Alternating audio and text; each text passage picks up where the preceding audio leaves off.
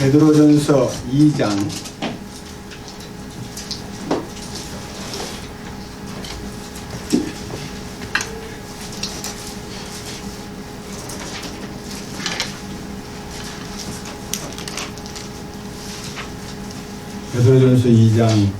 4절 말씀에서 8절까지 말씀을 공독하겠습니다. 참으로 사람들에게는 거부당하였으나 하나님께는 선정받은 돌, 곧 보배로운 산돌이신 그분께 나와 너희도 살아있는 돌들로서 영적 집으로 건축되고 예수 그리스도를 통해 하나님께서 받으실 만한 영적 희생물을 드리는 거룩한 제사장이 되었도다. 그런즉 성경 기록에도 보라, 내가 선택한 보배로운 으뜸 모퉁이 돌을 시온에 두노니 그를 믿는 자는 당황하지 아니하리라 하시는 말씀이 들어있느니라. 그러므로 그분께서 믿는 너희에게는 보배로우시나 불순종하는 자들에게는 건축자들이 그 거부한 그 돌이 되셨느니라. 바로 그 돌이 모퉁이의 머릿돌이 되고 걸림돌과 실족하게 하는 반석이 되되 순종하지 아니하여 말씀에 걸려 넘어지는 자들에게 그리하였나니 그들은 또한 그렇게 되도록 정하여 졌느니라. 8절까지 말씀을 읽었습니다. 다시 한번 기도드리겠습니다. 거룩하신 주님, 우리를 불러 그리스도 예수 우리 주로 더불어 교제하도록 이끄시는 놀라운 손길과 능력을 감사드립니다. 이 거룩한 말씀을 우리에게 허락해 주셨은즉 이 말씀 속에 담긴 하늘에 속한 신비를 열어주시고 우리들이 주님의 그 거룩하신 뜻을 더 깊이 깨달음으로써 우리의 영적인 실제가 더 충만하게 확장되도록 이끄시옵고 하늘의 왕국의 통치권의 영역이 더 많이 더 넓은 영역 안으로 주님의 통치권이 미치기를 원합니다. 우리 가운데 개개인들도 삶의 전부를 주님이 주장하시고 우리 생각하는 것이나 말하는 것이나 행동하는 것이나 모든 삶의 한 부분 한 부분을 주님이 친히 간섭하시고 이끄시고 공급하여 주옵소서. 이 말씀을 전하는 자의 입술도 주장하시고 말씀을 듣는 사랑하는 형제와 자매들에게도 말씀에 숨어있는 비밀을 열어주시옵고 전국 각처 혹은 세계 도처에서 이 말씀을 사모하여 경청하는 모든 사랑하는 형제와 자매들에게도 같은 은혜를 내려주시옵소서. 우리 주 예수 그리스도의 이름으로 기도드렸습니다. 아멘.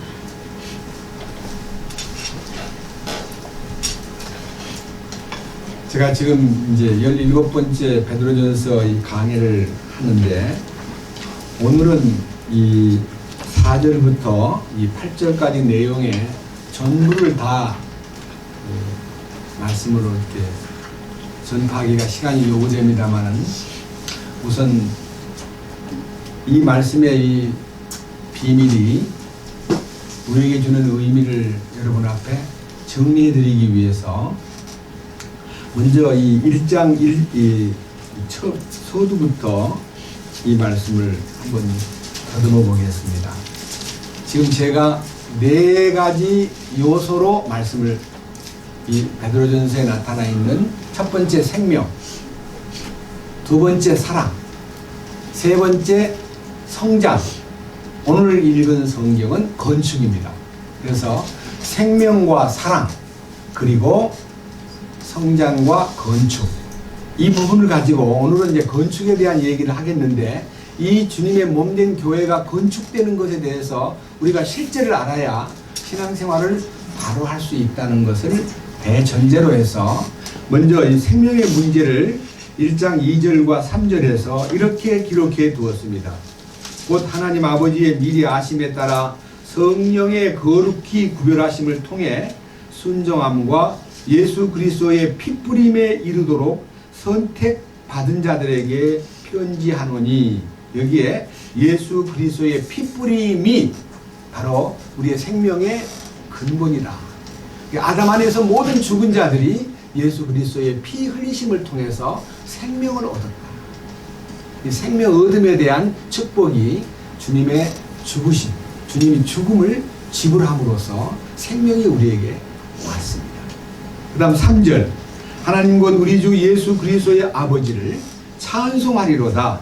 그분께서 자신의 풍성하신 긍휼에 따라 죽은 자들로부터 예수 그리스도를 부활하게 하심으로 우리를 다시 낳으사 산 소망에 이르게 하셨으며, 여기는 이제 생명 중에서도요, 거듭난 생명, 그러니까요, 생명을 얻음과 거듭난 생명은 주님의 죽으심과 부활과의 복합적 뜻이 있기 때문에, 우리가 죽으심과 부활이라는 것이 만약 함께 이루어지지 않았다면, 성경에 이렇게 기록되어 있습니다. 만약 그리스도께서 다시 사신 것이 없으면 너희의 죄사함도 너희에 대한 모든 소망도 다 헛것이다.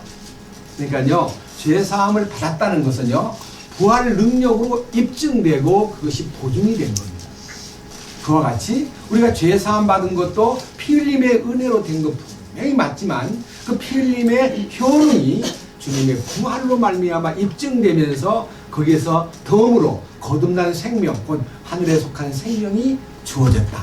그래서요, 생명의 이중성, 다시 말하면 태어남과 하나님이 다시 거듭나게 하신 능력이 주님의 죽으심과 부활의 양면성을 설명하고 있다는 것을 우리는 꼭 잊어서는 안 되는 것입니다.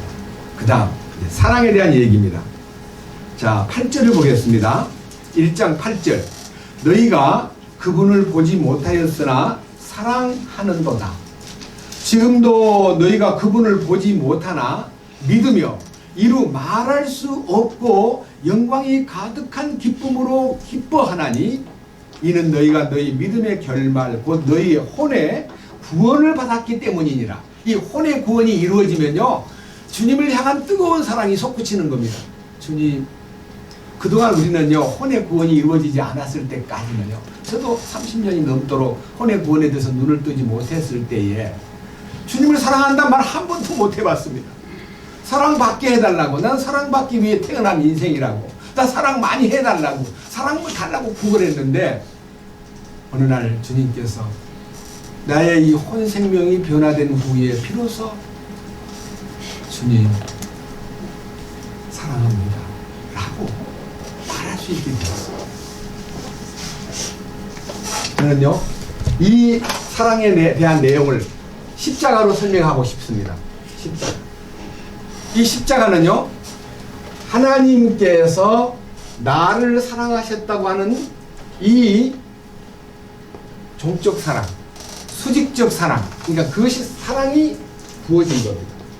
사랑이 부어진 것만 우리는 아는데, 이 오르락 내리락 해야 되는데, 내리락만 우리가 원하고 오르락은 한 번도 못 해봤는데, 혼생명이 변화된 다음에 이게 오르락 사랑, 다시 말하면 주님 사랑합니다 라고 하는 이 고백이 주님의 사랑을 받고 나니까, 이 혼생명이 변화되고 나니까 주님 사랑합니다 라고 할 수 있는 어떤 역동적인 사랑의 그 뜨거움을 느꼈습니다. 그 다음에 주님이 하는 말이, 내가 너희를 사랑한 것 같이 너희도 서로 사랑하라. 그러니까 나와 타인과의 관계에서 이 수평적 사랑이 언제 정상적으로 뜨겁게 나타나느냐, 22절. 너희가 성령을 통해 진리에 순종함으로 너희 혼을 깨끗하게 하여, 그 다음 뭐라 그랬습니까? 거짓이 없이 형제들을 사랑하기에 이르렀으니 순수한 마음으로 뜨겁게 서로 사랑하라. 이게 순수한 사랑, 뜨거운 사랑, 자발적인 사랑, 그 다음에 주님이 부어주신 그 사랑하기에 이르는 거짓없는 사랑, 이것이 이제 비로소 평정되었다. 다시 말하면 사랑이 부끄럽지 않게 되었다. 옛날에는요, 정말 사랑하니? 그러면요, 솔직히 양심 속에서 사랑한단 말 못하겠어. 안 되는 걸 어떡해. 하고 싶어도 안 되던데. 이 뜨겁게 사랑이 안 되던데 왜 안 되느냐? 이 욕심쟁이 혼 때문에 안 된 거예요. 그래서요, 혼을 깨끗게 하고 혼의 구원을 받으면 주님과의 사랑이 정상화되고 형제 자매들과의 사랑이 거짓 없고 순수하고 뜨겁게 나타난다는 것입니다. 이게 생명과 사랑의 함수 관계입니다. 이해하시겠죠? 이게 이제 성경에서 제가 지어낸 얘기가 아닙니다. 이 십자가의 사랑이라는 것이요, 하나님과 나와의 관계가 정상화되고 나와 너와의 관계가 뜨겁고 거짓 없고 그 다음에 참으로 순수해지는 그 사랑이 나타나기 시작함을 느낍니다. 지금 우리들의 마음속에서 그것이요 살아있다는 것을 진심으로 감사드립니다. 그래서 이 축복이 23절에 너희가 다시 태어난 것은, 이게 이제 생명과 사랑에 대한 완전한 생명이 썩을 씨에서 난 것이 아니요 썩지 아니할 씨에서 난 것이니라고 하는 이 썩지 않을 씨라는 말은요, 하나님의 씨, 곧 하나님의 생명의 말씀이 우리한테 심겨짐으로써 이 심겨진 사랑이 내게 단순한 창고에 보관한 이론적 사랑이 아니라 25절에 주의 말씀은 영원토록 지속되나니 복음으로 너희에게 선포된 이 말씀이 곧 이 말씀이니라 하는 이 말씀이 말씀이다 하는 것은요, 처음 23절에서 영원한 살아있는 말씀은 로고스인데 25절에 있는 이 복음으로 나타낸 이 선포된 말씀이 곧 이 말씀이니라는 이 말씀이라는 말은 레마예요. 레마. 그 말이 뭔 말이냐 하면요, 말씀이 그냥 보존만 되고 내 안에 숨어 있는 게 아니라 하나님의 음성으로 살아서 나타나고 실제가 되고 입증이 되고 그 말씀의 능력이 삶 속에 나타나더라 이거예요. 이게 우리한테 말씀의 신비가 열렸다는 것에 대한 축복이 얼마나 크다는 것을 알게 됩니다. 그래서 2장 1절에 그러므로 너가 그러한 생명과 사랑을 경험했다면 이제는 너희 안에 있는 모든 악의와 모든 교활한 것과 위선과 시기와 모든 비방하는 말을 버려라. 이 버림의 원칙, 저는 이 버림의 원칙을요 비움의 원칙이라고 또 한번 얘기하고 싶습니다. 비워야 됩니다. 비워야 채워집니다. 비워야 충만해집니다. 버려야 얻어집니다. 포기해야만 주님이 공급이 시작됩니다. 그래서 요한복음 3장 30절에 그러므로 반드시 그분은 흥해야 하겠고, 흥하다는 말은요 번성하다, 성장하다, 충만하다는 뜻이고요, 반드시 나는 쇠해야 한다. 쇠한다는 말은 감소해야 된다, 쪼그라져야 된다, 그런 뜻입니다. 내가 감소되고 쪼그라지는 것이요 영적 성장이요 바로 주님의 충만인 것입니다. 근데 우리는 자기가 쪼그라지는 걸 그렇게 아까워하고요, 자기 자신이 위신 좀 깎였다고 막 신경질 내고 자기 자존심 좀 건드렸다고 막 빗대를 세우고, 아직도요 자기를 너무너무 아끼는 사람들이 많은데 이 자기를 아끼는 것이 바로 성장을 가로막는 가장 나쁜 요건이라는 것을 지난 주일날 확실하게 말씀을 드렸습니다.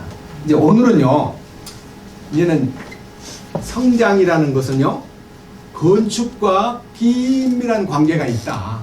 자 보세요. 4절. 참으로 사람들에게는 거부당하였으나 하나님께는 선정받은 돌 곧 보배로운 산돌이신 그분께 나와. 여기에 산돌이신 그분이라는 말은요 예수님이 돌이다, 그런 뜻입니다. 그도 살아있는 돌이다. 이 성경을 쓴 베드로는요 요한복음 1장에 보면 이런 기록이 있습니다. 요한복음 1장 한번 보십시다. 요한복음 1장 41절, 요한복음 1장 42절이군요. 같이 보겠습니다.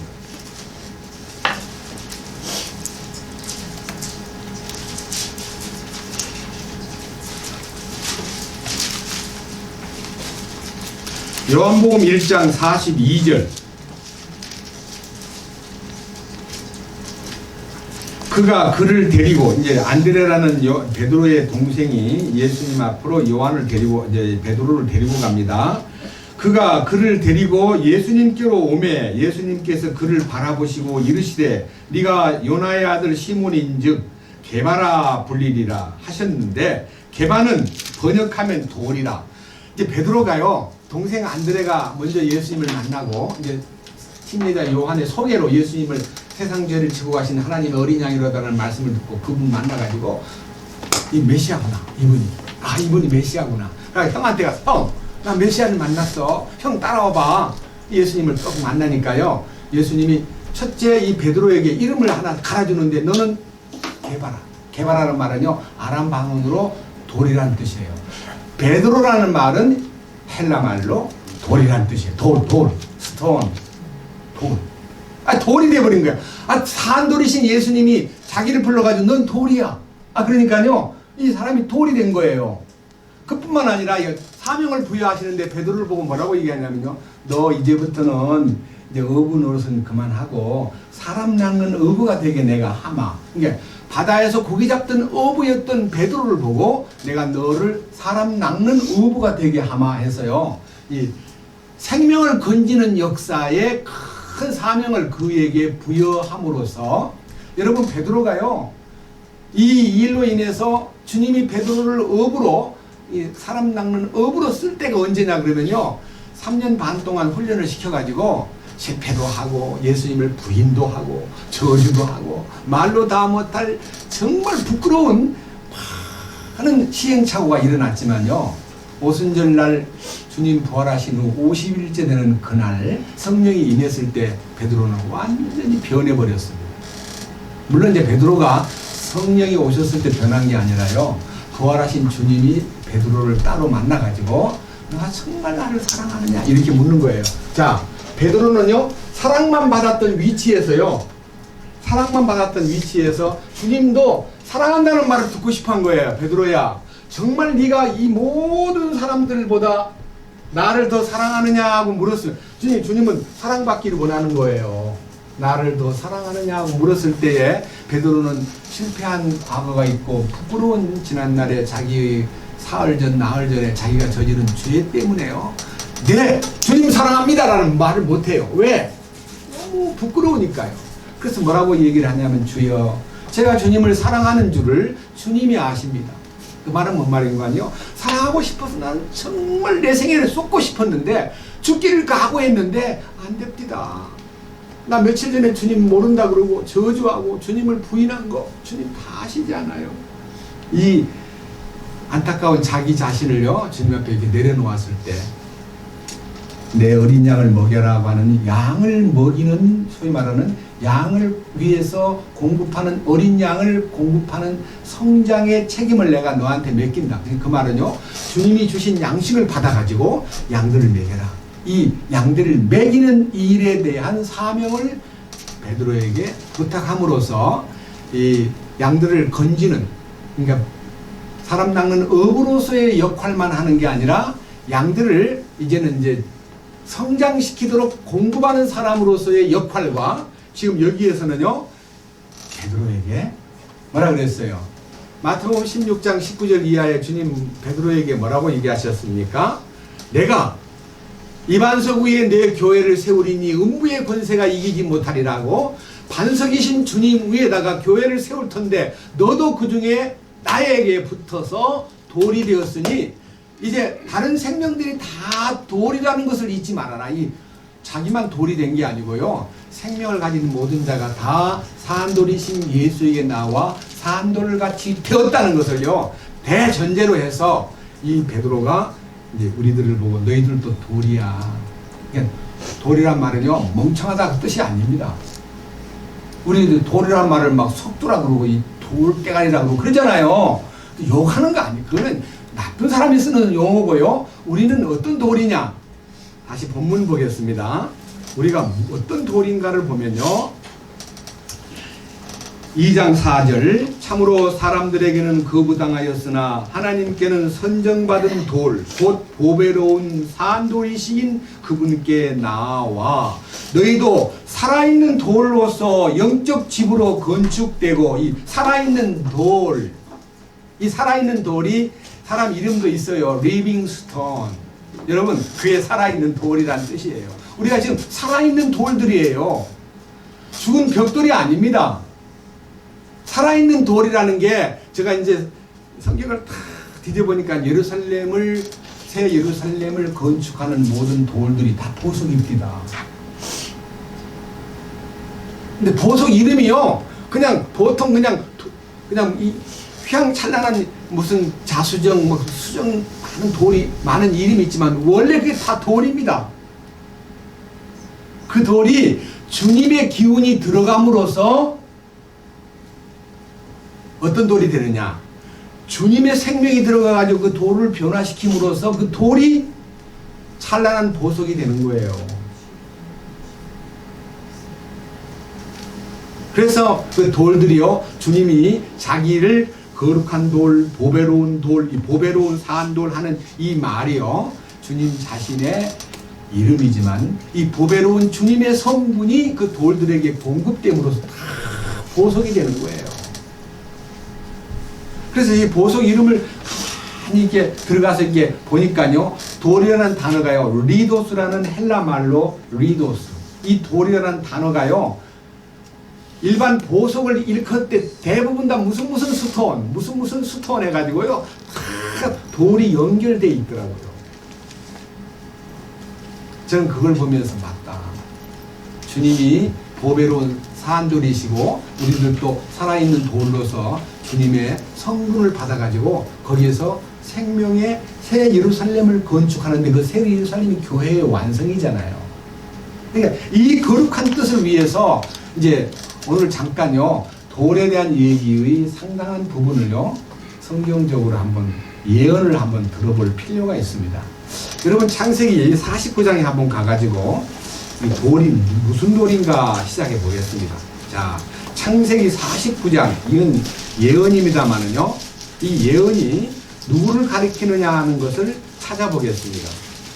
창세기 49장.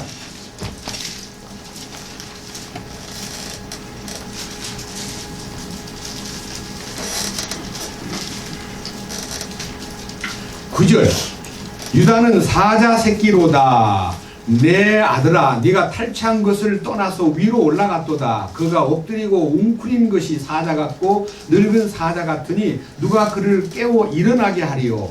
실로가 오실 때까지 홀이 유다를 떠나지 아니하며 법을 주는 자가 그의 발사에서 떠나지 아니하리니 그에게 백성이 모이리로다. 그러니까 유다 지파에 사자가 나타난다 하는 말은요, 유다 지파 속에서 메시아가 나타난다. 이 메시아가 실로라는 말로, 또 홀이란 말은요, 통치자의 스틱, 통치자의 지팡이입니다. 그러니까요, 통치자가 이 유다 지파에서 나타난다 하는 약속을 했습니다. 그 다음에 49장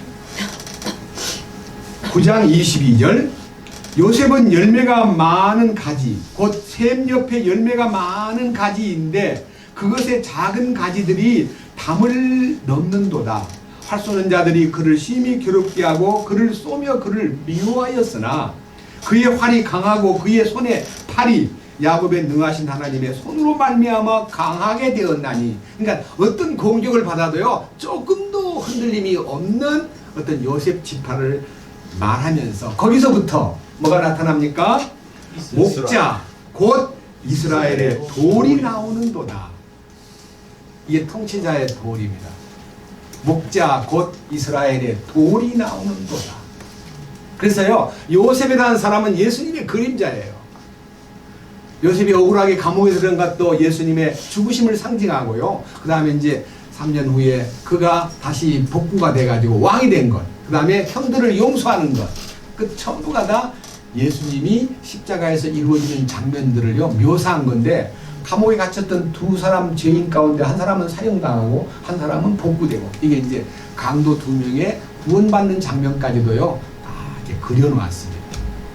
여기서 목자이신 이스라엘이 돌이 거기서 나온다. 돌이 나온다는 이 돌 그 자체가 그냥 스톤이에요. 제가 이제 히브리어로 돌을 보니까요, 에벤, 헬라어로는 이 돌이라는 것이 이제 아까 말한 대로 리도스. 여러분, 에벤이라는 단어는요, 혹시 이 사무엘상에 사무엘이 전쟁을 하고 난 다음에 에베네셀이란 이 기억이 날 거예요. 에베네셀이라는 말은 에베는 돌이고요. 에셀은 도우심. 하나님이 우리를 도우셨다. 이 도우심의 돌하고 돌을 놓고 했고요. 여러분 혹시 야곱이 장자의 명분을 얻고 난 다음에 도망가다가 루스 땅에서 잠잘 때 뭔 베개를 베고 잤어요? 그 다음에 그 돌베개 베고 자서 아침에 눈 뜬 다음에 그 돌베개에다 뭘 부었어요? 기둥을 세우고 거기다 기름을 부어. 그 돌이 히브리어로 에베, 바로 그 돌이 주님 자신을 얘기합니다. 여러분 혹시 이제 아말렉을 칠 때 손을 들면 이기고 손을 내리면 지니까 손을 계속 들게 하려고 돌을 하나 깔았어요. 돌을. 거기 돌 위에 모세가 딱 앉은 거예요. 그 돌이 에벤. 그러니까 아말렉을 칠 때에 모세가 자기를 편안하게 돌과 밑에 돌을 깔고 앉았는데 그 돌이 에벤. 출애굽기 17장 하나 봅시다. 보고 넘어갑시다. 출애굽기 17장. 우리가 성경 볼 때는 그냥 보통으로 넘어가지만요. 이게 바로 승리의 밑받침이, 승리의 보장이 주께로부터 온다는 뜻입니다. 11절. 모세가 손을 들면 이스라엘이 이기고 그가 손을 내리면 아말렉이 이기더라. 그러나 모세의 손이 무거워지매 그들이 돌을 가져다가 그의 밑에 놓아 그가 그 위에 앉게 하고 아론과 훌이 하나는 이 편에서 하나는 저 편에서 그의 손을 붙들어 올렸더니 그의 손이 해가 질 때까지 그대로 있더라. 여호수아가 칼날로 아말렉과 그의 백성을 무찌르니라. 여기에 그들이 돌을 가져다가 그의 밑에 놓아 하는 그 돌을 에벤 이 돌이에요. 그래서 이 성경 안에는요 이 돌에 관련된 얘기가요 굉장히 많이 나오는데 이 돌에 관련된 얘기가요 오늘 베드로가 이 베드로전서 2장 4절 5절에서 말하고 있는 이 돌이 어디서 온 돌이냐 하면요 이사야 28장에서 온 돌이에요. 한번 봅시다. 이사야 28장.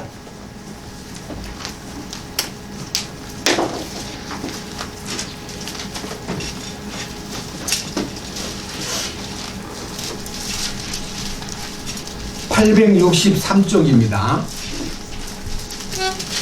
이사야 28장 16절.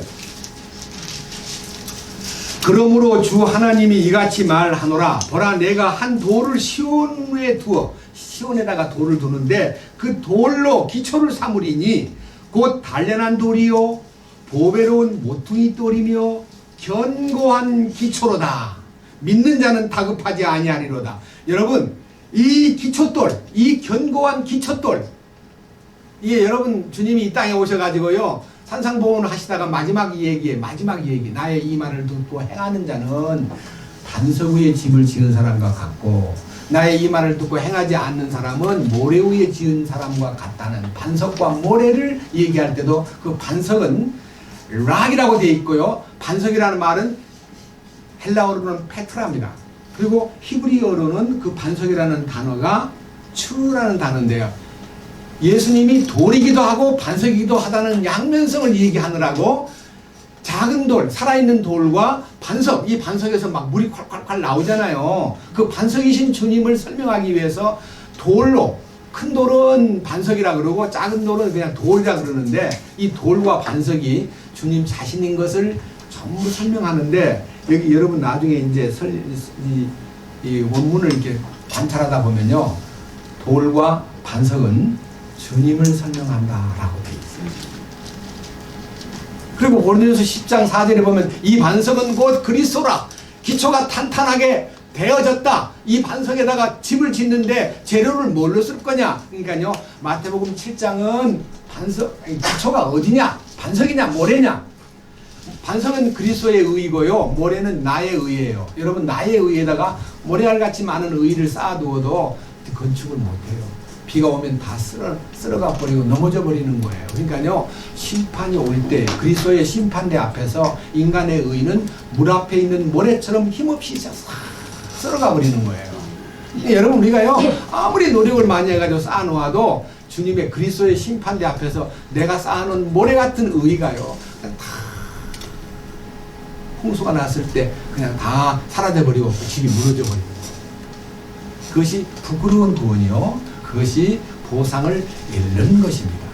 또 고린도서 이제 3장에 나오는 나무냐 뿌리냐 지피냐 금이냐 은이냐 보석이냐 하는 이 보석과 각종 이제 성전을 짓기에 합당한 자재는요 주님께로부터 공급을 받은 바로 산돌이신 보배로운 산돌이신 예수에게 나와 너희들도 살아있는 돌로서 선정된 참으로 하나님의 영적인 집으로 지어지기 위한 재료가 되었다는 우리 주님의 거룩한 소위 말하는 하나님의 영적인 집을 지을 재료로 우리가 그에게 붙어야 됩니다. 그 완성이 뭐냐면요 요한복음 3장 30절에 그분은 반드시 흥해야 하겠고 그분은 번성해야 하겠고 나는 반드시 쇠해야 한다. 나는 감소되고 나는 반드시 나는 아무것도 아니라는 것을 참으로 알 때에 성장의 참모습이 주님이시구나.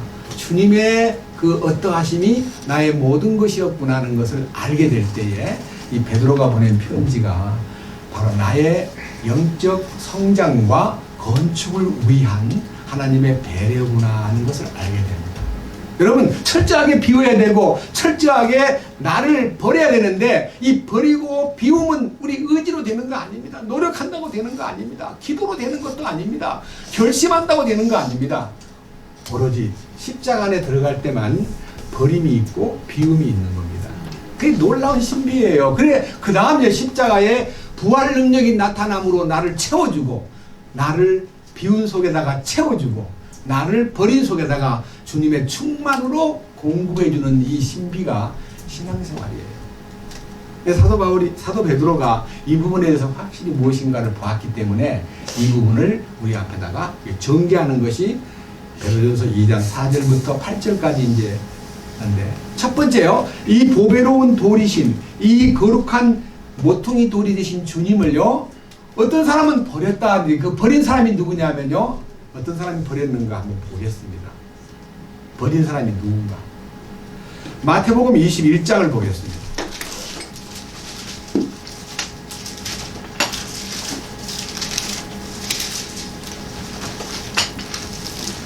마태복음 21장 33절에서부터 46절까지가 이 버린 자와 그 다음에 다시 얻은 자에 대한 차이점을 설명하기 위해서 포도원 농부의 비유를 들었습니다. 어떤 분이 이제 포도원을 만들어 가지고 잘 시설까지 뭐 이제 여러 가지 이제 포도원 부대 시설, 포도즙 틀을 만들고 망대도 세우고 그리고 이제 완벽하게 준비된 그 포도원을 이게 교회예요. 유대인에게다가 맡긴 거예요. 농부들한테다가. 그리고 이제 세를 주고 먼 나라로 갔다가 돌아와 가지고 세를 받으려 하니까요. 아니 그 세 받으러 간 사람들을 다 죽이고요. 나중에는 아들이 가니까 아들까지 죽여버렸어요.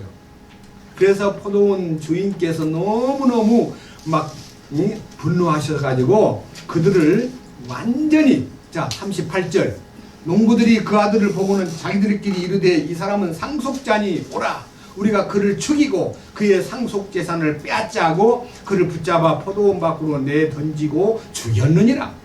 그런즉 포도원 주인이 오면 그 농부들에게 어떻게 하겠느냐 하시고 그들이 그분께 이르되 그가 그 사악한 자들을 무참히 멸하고 자기 포도원은 제때에 자기에게 열매를 바칠 다른 농부들에게 주리라. 여기에 처음엔 포도원을 받아가지고 자기들이 그 이제 가꾼 결과를 세도 안 내고 그냥 포도원 주인을 아들을 죽여버린 그 사람은 유대인들이고요. 다른 농부들은 이방에 있는 우리들입니다. 보세요 여기 42절 예수님께서 그들에게 이르시되 너희가 성경 기록들에서 건축자들이 버린 돌 바로 그 돌이 모퉁이의 머릿돌이 되었나니 이게 건축자는 유대인들입니다. 그리고 이것은 주께서 행하신 것이요 우리 눈에 놀랍도다 한 말씀을 결코 읽어본 적이 없느냐? 그러므로 내가 너희에게 이르노니 하나님께서 아버지께서 너희로부터 하나님의 왕국을 빼앗아 왕국의 열매 맺는 민족에게 주리라. 열매 맺는 민족 이것은 어떤 특정된 한 나라가 아니고요. 이방에 있는 모든 열방의 민족들이요 왕국을 차지하게 되었다. 그러니까 이스라엘은 왕국을 빼앗기고 왕국을 얻은 것은 이방인이다 라고 말했고, 거기에 44절 뭐라 그랬습니까? 누구든지 이 돌 위에 떨어지는 자는, 이 돌 위에, 이 돌이 아까 말한 대로 리도스, 바로 돌이신 주님. 이 돌 위에 떨어지면 어떻게 돼요? 부서져 버려요. 그러니까 뭐가 부서져요? 자아가 끝나는 거예요. 이 돌 위에 부서져야 돼요. 이 돌 위에 떨어져서 부서져야 돼요. 만약 이 돌 위에 떨어져서 부서지는 걸 거부하면 나중에 어떤 일이 벌어집니까? 이 돌이 뭐라 그랬어요? 그를 알아. 이 누구에게든지 이 돌이 떨어지면, 아니 돌 위에 떨어지면 부서져 버리지만요, 이 돌이 그 사람을 탁 때리면 어떻게 됩니까? 가루가 되버려. 가루가 된다는 말이 뭔 말입니까? 완전히 망하는 걸 얘기합니다. 여러분, 주님 위에 떨어져 가지고 부서져야 되겠습니까? 주님이 내 위에 떨어져 가지고 그러니까 가루가 돼야 되겠습니까? 예. 가루는 심판받는 거고요. 부서지는 것은 주님이 다시 세우겠다는 뜻이에요.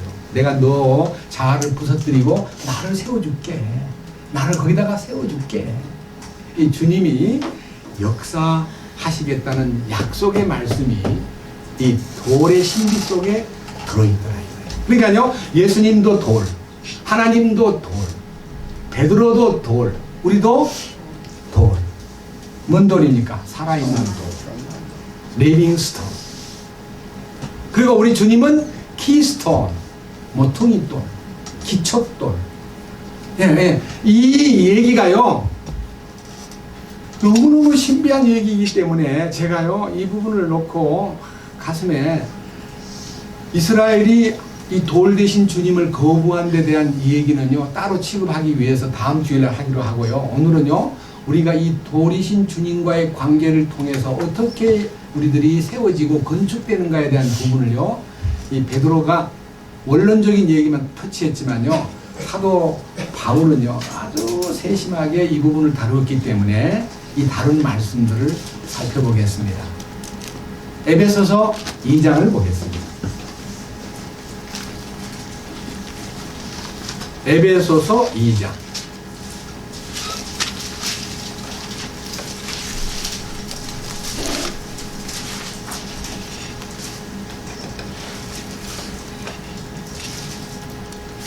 (11절입니다) 그러므로 기억하라. 너희는 지나간 때에, 에베소서 2장 11절. 그러므로 기억하라. 너희는 지나간 때에 육체로는 이방인이요 손으로 육체에 행하는 할례를 받아 할례자라 불리는 자들에 의해 무할례자들이라 불리던 자들이라. 여기요, 우리가 구원받기 전에, 또 우리가 이 에베소 교회를 통해서 이 소아시아 지역과 이 터키 지역에 복음이 들어가기 전에 유대인들로부터 할례 없는 불쌍한, 할례 없는 개 같은 종자들, 할례 없는 아주 무할례자들만 아니라 저 이방인들, 이방이라는 말은요 굉장히 좋지 못한 얘기입니다. 이방인, 우리가 아무한테나 이방인 말 쓰면 안 됩니다. 이방이라는 말 자체가 첫 번째 다를 이자가 무슨 이자입니까? 이방이라는 첫째 글자가요, 요 다를 이자예요. 다르다는 말 자체가요, 우리는 약속의 지역에 살고 있고 하나님과 관계가 있는데 저것은 달라. 어디에? 방 살고 있는 데가, 저것들은 살고 있는 데가 달라. 말은요, 밖에 살아, 우리는 안에 살고. 이게요, 이방이라는 말은 저주스러운 얘기예요. 우리는 안에 있고 하나님 안에 있고, 저들은 하나님 바깥에 있는 사람들이야. 이 보세요, 12절. 그때 너희는 그리스도 밖에 있었고, 그 다음 뭐라 그랬어요? 이스라엘 연방국가 밖에 있던 자들이며 약속의 언약들에 대하여 분리된 낯선 자요. 분리되었기 때문에 바깥에 있는 거 아닙니까? 여러분 사무실에 가면 무슨 말이 써 있어요? 외인 출입 금지. 아무나 못 들어오는 거예요. 너 직원들 말고 이거 못 들어오게 하는 외인 출입 금지. 어디든지 가면요, 스텝방이 있어요. 스텝들이 있는 방이에요. 뭐라 써놓는 거 아니에요? 관계자 외에는 출입 금지. 아무나 못 들어가는 거예요. 그러니까 우리들은요, 이방인들은요, 하나님이 약속한 어떤 약속으로도 들어갈 수 없는, 항상 소외되고, 심지어는 예수님도 수로보니게 여자가 자기의 그 아픈 아이를 위해서 부르짖고 있을 때에 주님은 고개를 돌리더니 자녀의 빵을 빼앗아 개들에게 던짐이 합당치 않아. 아니 주님마저도요 이방인을 무시하는 것처럼 보입니까? 막 그 여자가 화가 나가지고 뭐 세상에 어떻게 그럴 수가 있나요? 라고 소리를 질러야 마땅한데 그가 시인하기를 맞습니다. 저는 애들의 손에 들어있는 빵을 빼앗아 달라는 거 아닙니다. 그냥 부스러기라도 얻어먹을 수 있도록만 도와주십시오. 개들은 부스러기를 먹습니다. 그렇게 이제 진심을 토했을 때 그 믿음을 보시고 주님이 그를 불러들이는 축복이 있습니다. 여기요 12절 그때 너희는 그리스도 밖에 있었고 이스라엘 연방국가 밖에 있던 외인들이며 약속의 언약들에서 분리된 낯선 자요 세상에서 소망도 없고 마지막 얘기 뭡니까? 하나님 밖에 있던 자들이었으나 다른 얘기보다도요 하나님 밖에 있었다. 이게 이제 우리 이방인의 운명이었습니다. 13절 한때 멀리 떨어져 있던 너희가 그렇게 멀리 외인 취급받던 너희가 그분께서 이제는 그리스도 예수님 안에서 그리스도의 피로 가까워졌느니라. 그래서 주님의 피로 곁에 오도록 내 곁에 와. 이제 와도 돼. 이리 들어와. 내가 너를 돌볼게. 이 은혜 안에 들어와. 이렇게 안으로 들어오도록 만드셨다는 겁니다. 이게 전적인 은혜요. 전적인 사랑이요. 전적인 하나님의 배려라는 것을 이 2장 1절에서부터 10절까지 설명을 다 해놓았습니다. 그 다음 14절 그분은 우리의 화평이시니라. 그분께서 둘로 하나를 만드사 우리 사이에 중간 분리벽을 허시고 안팎을 따졌던 유대인들이 주님 안으로 이제 들어오기를 거부하니까 이방인들을 막 불러다가 채우니까요 유대인들이 눈이 동그래가지고 미쳤어. 아니 미쳤어. 1960년대, 70년대요. 제가 잘 아는 광주분이 이스라엘 사람의 어떤 그 가정부로 취업을 했다가 돌아왔는데요. 그분의 간증을 들어보니까요. 그분이 성경책을 이렇게 열심히 보고 있었어요. 집에서 일하다가 시간이 나면. 그 유대인 그 집주인이 무슨 책이세요? 바이블입니다. 바이블을 보세요. 그 책은요. 이스라엘 역사책이에요. 자기 나라는 역사책이 없어요? 아니 무슨 이방인이 이스라엘 역사책을 다 봐요. 참 신기하네. 그건 당신들이 볼 책이 아니에요. 이 여자가 책을 보고 있는 것을 보고 깜짝 놀래가지고 무슨 책이냐 묻길래 성경책이라 그러는데 성경책은 이스라엘의 역사책이요. 하나님은 이스라엘의 하나님이지 이방인의 하나님이 아니요. 20세기도요. 이스라엘 민족들은 아직도 이스라엘은 하나님이 자기 민족의 전유물 혹은 전유신 자기들과의 특별한 관계를 맺고 있는 여호와 하나님은 우리 민족의 하나님이지 이방의 하나님은 아니라고 믿는 어떤 분의 얘기를 들었습니다.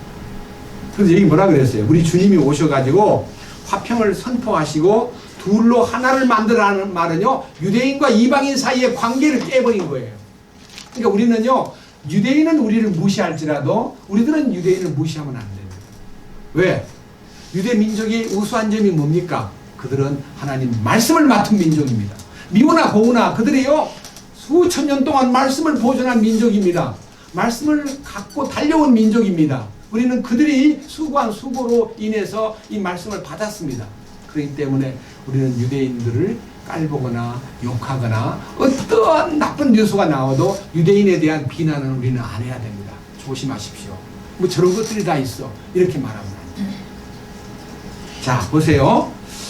자, 중간 분리벽만 허문 게 아니라요. 15절 원수되게 하는 것. 즉 규례들의 수록된 명령들의 율법을 자기 육체로 없애셨으니 여러분요. 유대인들이 가장 두려워하고 가장 무서워하는 것이요. 사도행전 10장에 보면요. 하나님이 베드로야 고넬료의 집에 가서 복음을 전해라. 그러니까 나는 이방인 집에 간 적도 없고 같이 먹은 적도 없고 잠잔 적도 없고 나는 어릴 때부터 그런 일은 안 했습니다. 그러니까 다시 말하면 하늘로부터 내려오는 더러운 짐승을 잡아먹으라. 그러니까 나는 그런 부정한 짐승은 입에 댄 적이 없습니다. 그러니까 하나님께서 내가 깨끗게 해놓은 것을 네가 더럽다 하지 말아라. 묻지 말고 가거라. 그래서 이제 이방인 집에 가서 전도를 했는데요. 소문이 예루살렘에 파다하게 퍼지니까 많은 믿는 유대인들이 와가지고 아니 당신 이방인 집에 가서 먹고 자고 했다며 하면서 따지는 장면이 사도행전 11장인데 나도 안 가고 싶었다. 그런데 하나님께서 깨끗게 해놓았으니까 가라 하시더라. 그래서 나는 서슴지 않고 갔고 그들이 우리와 똑같이 성령 받는 것을 우리가 보았다. 이렇게 함으로써 그들이 할 말을 잃어버리고 이방인에게도 하나님의 손길이 임하고 회개의 손길이 임하시는구나. 그걸 이제 깨달은 것이 이제 장벽이 무너지는 것과 그다음 여기에 원수 관계, 율법에 대한 규례, 심지어는요. 여러분 예수님이 사마리아의 수가성의 우물가에 갔을 때 여자가 물 길러 왔을 때 예수님 물 달라니까 여자가 뭐라 그래요? 유대인인 당신이 어째서 사마리아 여자 나를 보고 물을 달라고 그러시오? 그 하반절에 뭐래? 이는 유대인은 사마리아인과 상종치 아니함일러라. 상종 안 한다는 말은요, 물도 얻어먹지 않는 거예요. 그들 우물에 와서 물 얻어먹는 일은 불법이에요. 근데 예수님이 찾아가서 물 달라 그러니까 깜짝 놀란 거예요. 이런 관계를요, 예수님이 오셔가지고 완전히 지워버렸습니다. 자, 보세요. 15절. 원수되게 하는 것, 즉 규례들에 수록된 명령들의 율법을 자기 육체로 없애셨으니 이것은 이 둘을 자기 안에서 하나의 새 사람으로 만들므로써 하나의 새 사람은 교회입니다. 이 교회가 서면서 유대인과 이방인이 차별이 없고 자유인과 노예가 차이가 없고 어떤 상하 간의 인간관계에도 차이가 없고 유무식, 빈부, 귀천에 차이가 없는 영역의 인격체가 하나 된 장소가 새 사람이신 그리스도 안에 들어오면 변화가 돼가지고 우리 가운데 어떤 사람도 어떤 누구를 아무리 나보다 못하게 보이고 아무리 무식하게 보이고 아무리 여러 가지 면으로 나와 훨씬 떨어졌다고 느낄지라도 차별을 느낀다면 그는 아직도 새 사람 안으로 들어온 사람이 아니오시다.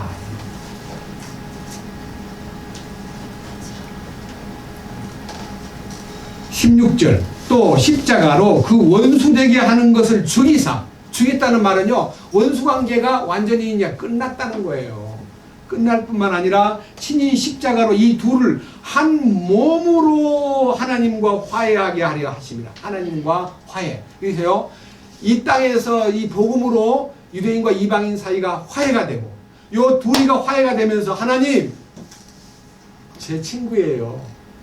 여러분 혹시 브랜드 TV에 들어가 보면요, 이스라엘과 최고의 원수는 이방인도 물론 이방이지만 이 팔레스타인 아랍 계통의 사람하고 철천지 원수인데요, 이상하게도 구원만 받으면요 그들이 서로를 돌보고 서로를 배려하고 서로의 발을 씻기고 하는 것이 많이 나옵니다. 보셨죠? 너무 놀라운 일이에요. 이게 이제 그 축복이에요.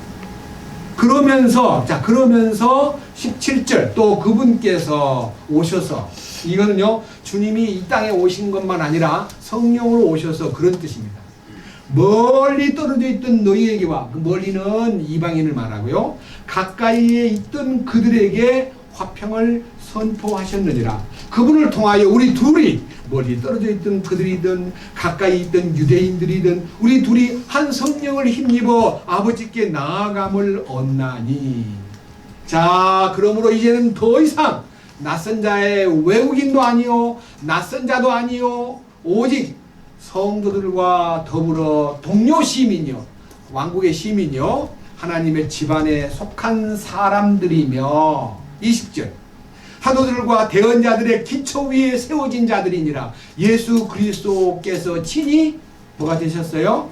으뜸 모퉁이 돌이 되시나. 여기 딱 나와 있잖아요. 이루어진 거. 으뜸 모퉁이 돌이란 말은요, 주님이 완전한 기초돌이 돼가지고 거기에 사도가 세워지고 대언자가 세워지고 성도들이 가서 다 붙어가지고 유대인이든 이방인이든 함께 손잡고 한 몸을 이루는 이 영광스러운 건축이 이제 시작되었다. 이게 1세기에 이루어진 사건이고 우리는 지금 21세기에 살고 있습니다. 2000년 전에 이미 그것이 진행형으로 나타났고 여기 뭐라고 되어 있어요? 여기 자, 그다음에 보세요. 21절 그분 안에서 모든 건물이 이 건물은 교회입니다. 하나님의 집입니다. 이 건물은 성전입니다. 자, 이 건물이 어떻게 해요? 꼭 맞게 함께 뼈대를 이루고 뼈대가 뭡니까? 여러분 집을 지을 때 먼저요 골조공사부터 하잖아요. 그렇죠? 먼저 뼈대를 세워요.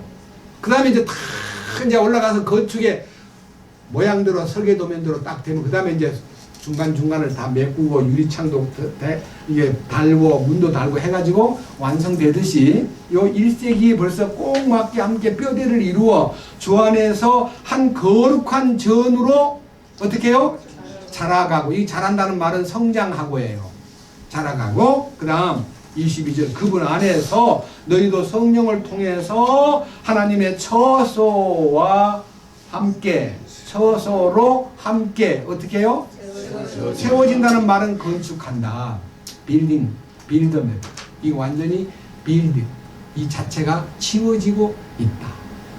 이게 2000년 동안 지금 거의 이제 준공이 될 무렵인데 우리가 이 즈음에 베드로의 편지를 통해서 베드로만 돌이 아니고 우리 주님이 산돌이시고 보배로운 산돌이시고 우리 지금 그분에 의해서 산돌로 살아있는 돌로 부르심을 받아서 하나님의 전의 자제가 되었구나.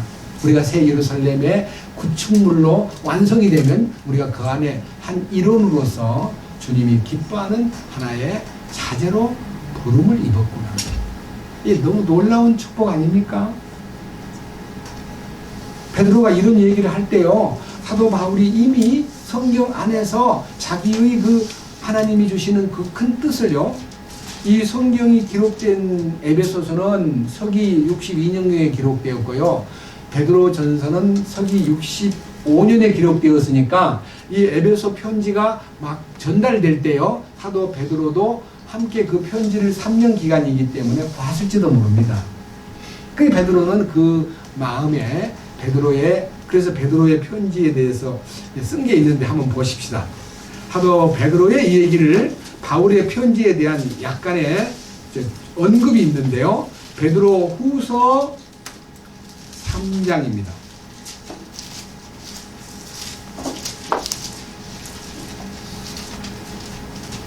베드로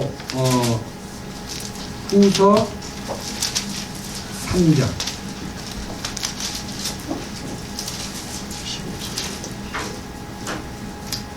15절 또 우리 주의 오래 참으심이 구원인 줄로 여기라.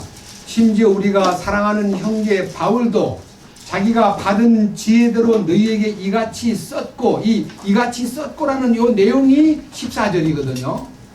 그러므로 사랑하는 자들아 너희가 그런 것들을 기다리나니, 주님 오시기를 기다리나니 너희는 점도 없고 흠도 없이 화평 중에 그분께 발견되기를 힘쓰라. 그러니까 주님 오시기 전에 참으로 완전하게 변화돼 가지고 하나님이 기뻐하시는 자리로 나아가야 되는데, 바울도 하나님의 지혜를 받아서 너희들한테 보낸 편지에 쓴 내용이 있지, 자기도 읽어봤기 때문에 묻는 거예요. 그 다음에 16절 또 그의 모든 서신에서도 이것들에 관해 그 안에서 말하였으되 그 안에 깨닫기 어려운 것이 도로 있으므로 배우지 못하여 불안정한 자들이 다른 성경 기록들과 같이 그것들도 왜곡하다가 스스로 파멸에 이르느니라. 그러니까요, 성경을 잘못 알면 파멸한다는 거예요. 여러분, 이 베드로가 사도 바울의 편지가 막 각 곳에 갔는데 잘못 이해해가지고 왜곡된 방법으로 성경을 해석함으로써 엄청난 영적인 손실을 보기 때문에 주의해야 된다. 바울의 서신도 주의 깊게 성령님의 도우심으로 읽어야 된다. 그런 이제 뜻으로 말씀을 이렇게 쓴 거예요. 그러면서 17절 그러므로 사랑하는 자들아 너희가 이것들을 미리 알았은즉 그 사악한 자들의 오류에 이끌려 너희도 너희 자신의 굳건함에서 떨어지지 아니하도록 주의하라. 제일 중요한 것이요, 오류가 번져가지고, 오류란 말은요, 성경의 잘못된 해석과 성경의 잘못된 뜻을 사람들한테 막 심어줘가지고, 심지어 최근에 이제 우리가 알고 있는 구원파의 한 가닥에서도요, 예수님의 재림이 이미 이루어졌다. 우리 안에 오신 것이 재림이지 뭐 딴 재림이 또 있냐. 이런 이상한 교리를 뻗뜨리는 사람들이 인터넷에 또 있는 것도 많습니다. 얼마나 위험한 얘기예요. 이게 이제 큰 오류로 인해서요, 잘못하면요, 파멸에 이르는 겁니다. 그래서 사도 베드로는요, 제일 중요한 성경을 18절에서 오직 은혜 안에서 자라고, 이 성장에 대한 얘기입니다. 우리 주 곧, 우리 주라는 단어는 왕이신 주님 곧 구원자요, 그 예수 그리스도를 아는 것에서 자라라. 그러니까요, 가장 중요한 성장은 그리스도를 알면서 자라나야 된다. 그리스도를 알아가는 데서 자라야 된다. 그리스도를 아는 게 뭡니까? 주님이 우리 안에 오셔가지고 자기를 확장시키고 주님 자신으로 충만되는 것이 우리가 예수님을 알고자 하는 갈망이고, 주일날 이렇게 설교 듣는 이유도 하나고, 우리가 성경을 개인적으로 보는 것도요, 자기 개발이 아닙니다. 이 주님을 아는 지식이라는 것이 사도 바울의 간증처럼요, 내가 그리스도를 아는 지식이 너무너무 고상함으로 내 모든 것을 배설물로 취급했다고 하는 이 완전한 버림이 나타나는 그리스도의 알미여야지, 예수님을 알긴 아는데 버릴 것을 하나도 안 버리고 그냥 성질이고 뭐 못된 풍습이고 문화고 못된 친구들이고 못된 습관, 못된 기호, 취미, 그걸 안 버리고 그냥 딱 붙잡고 있으면요, 그거는 예수님 아는 것이 헛거예요. 그분을 알면 알수록 나를 비우고 나를 버리는 것이 실제가 돼야 됩니다. 자, 그래서 이 베드로도 바울의 서신을 보았기 때문에 이런 얘기를 썼고, 이 얘기 속에서 이제 마지막 부분을 이제 한번 보겠습니다. 에베소서 4장으로 갑니다. 에베소서 4장.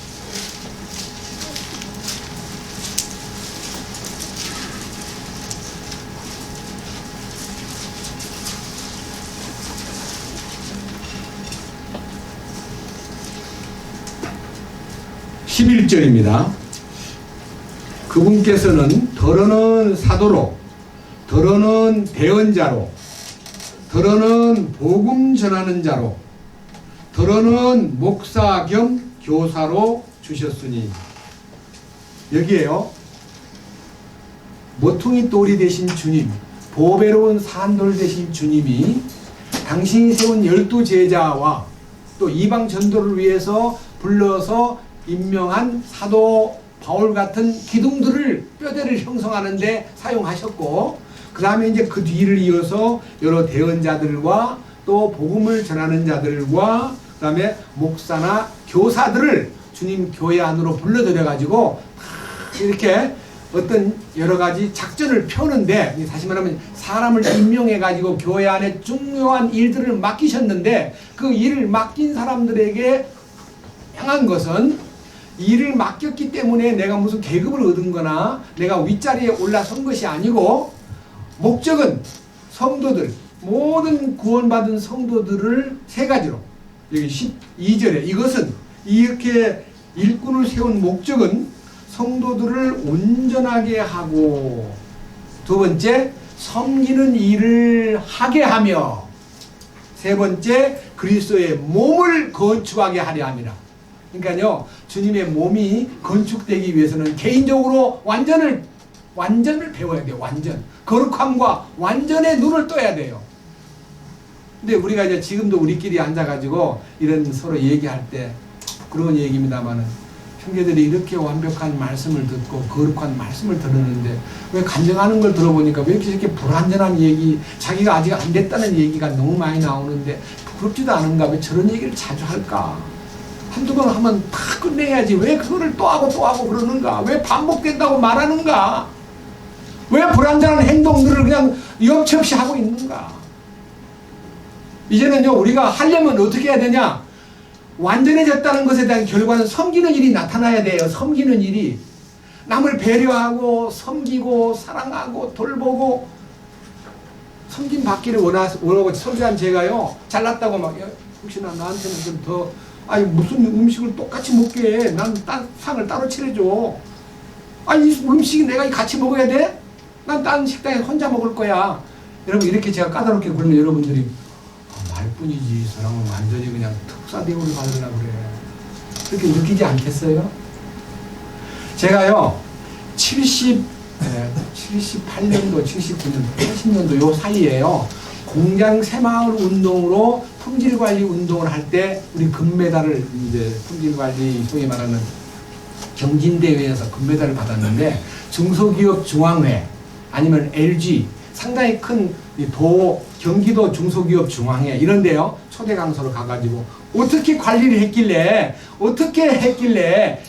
그렇게 애들들이 잘 따르고 그렇게 열심히 합니까? 우리는 하도 해도 안 됩니다. 현장에서 막 생산을 빨리 해야 되고 생산한 양만큼 돈을 주고, 그런데 어떻게 품질 관리한다고? 야, 그거 안 돼. 5mm로 줄여. 어떻게 그 땀수가 그렇게 적어? 관리를 이렇게 하면요, 에이 못하겠다고 나가버린대요.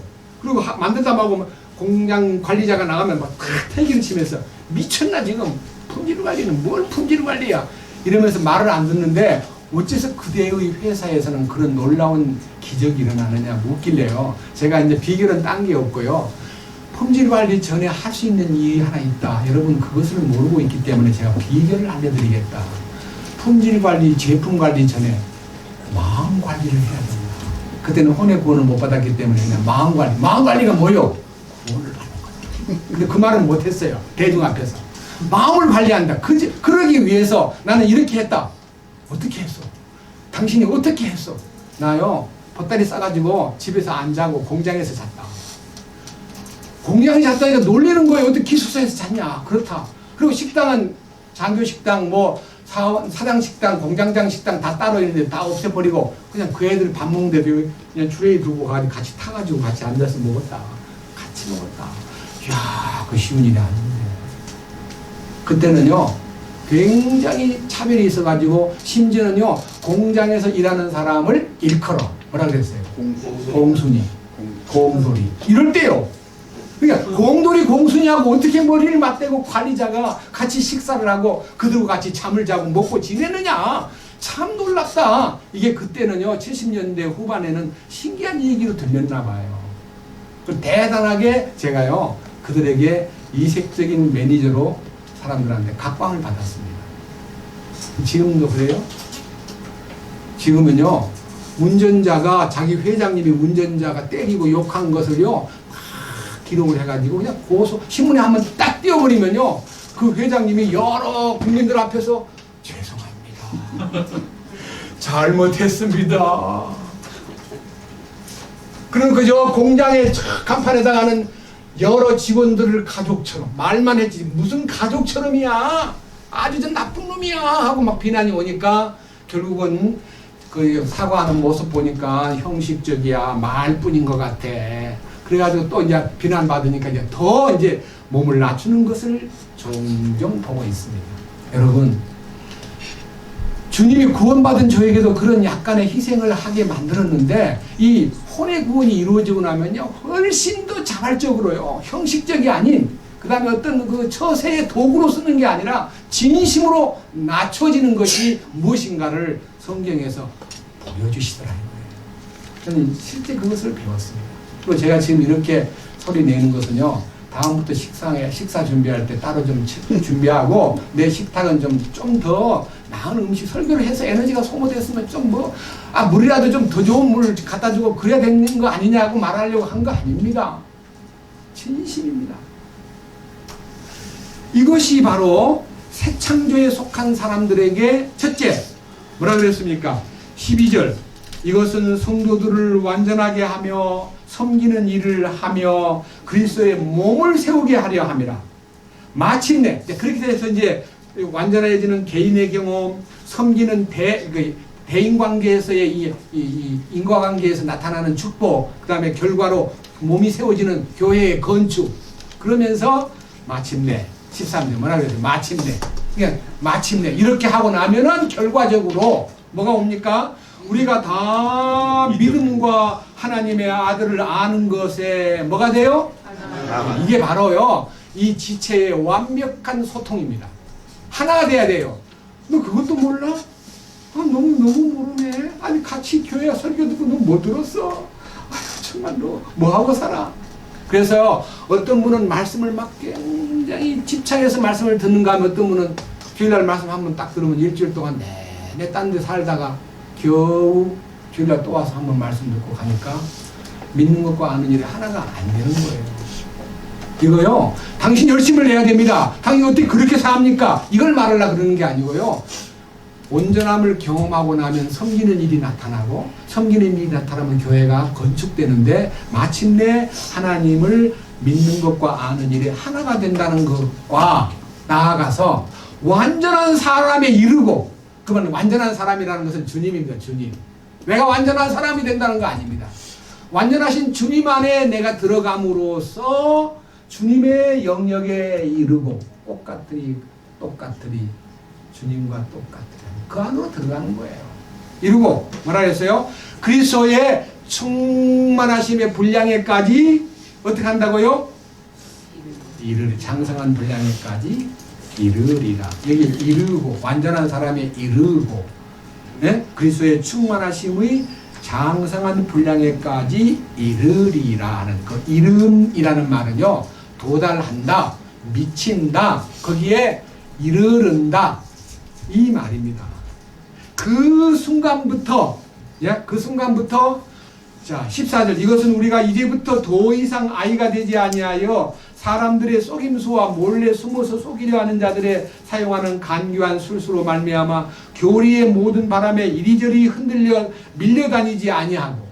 여러분, 지금 우리가요, 이 진리에 성숙해지고 그리스도의 충만하심에 익숙해지면요, 누가 무슨 말을 하고 꼬드겨도요 전혀 귀를 기울이지 않습니다. 여러분, 진리 안에 확고히 선 사람은요, 누가 무슨 말로 속삭여도 들으려 하지 않고 아무런 상관이 없습니다. 이런 말까지 마음에서 할 수 있습니다. 주여, 저들을 불쌍히 여기소서. 그렇게 기도가 나올 뿐이지 그 사람에 대해서 무슨 정죄하고 싸우고 변론하고 할 필요조차도 없는 것입니다. 그것이 마지막 15절, 오직 사랑 안에서 진리를 말하며 모든 일에서 그분 안에 이르도록 성장하게 하려 함이라. 그분은 머리시니 곧 그리스도시니라. 이 머리 대신 그분에 대한 인격적 완벽한 이 머리의 소통이 몸에 잘 전달돼야만 건강한 몸입니다. 머리가 막 띵 해가지고 막 머리가 열이 나고 너무 아프면 몸도 말을 못, 이 행동이 느려집니다. 머리가 너무너무 터질 듯이 아프면요, 몸이 지체가 전부 다 멍듭니다. 근데 머리가 아주 개운하고 맑으면요, 몸이 소통됩니다. 제가 이제 어떤 형제가 머리가 너무 많이 아파가지고 있다가 머리가 좀 개운해지니까 살 것 같아요. 뭐가 그러냐면요, 이 지체들이 활동이 자유로워진다는 뜻이에요. 네, 주님이 완벽하신 분이심을 내가 느낄 때요, 이 몸이요, 저절로 완벽에 의해서 공급이 원활하게 나타난다, 그런 뜻입니다. 기능이. 자, 그 다음 16절 마지막 얘기입니다. 자, 그분으로부터, 그러니까 머리 대신 주님으로부터 온 몸이 각 부분의 분량 안에서의 효력 있는 일에 따라, 그러니까 분량 안에서 필요에 따라, 그러니까 볼 때는 눈이, 먹을 때는 입이, 숨 쉴 때는 코가, 말 들을 때는 귀가, 그 다음에 소화시킬 때는 위장이, 소화시킬 때는 췌장이, 그 다음에 영양소를 빨아들일 때는 작은 창자가, 그 다음에 대장이, 그 다음에 배설할 때는 마지막 기능, 마지막 배설하는 기능이 원만하게 소통되는 것을 여기 말하는 거예요.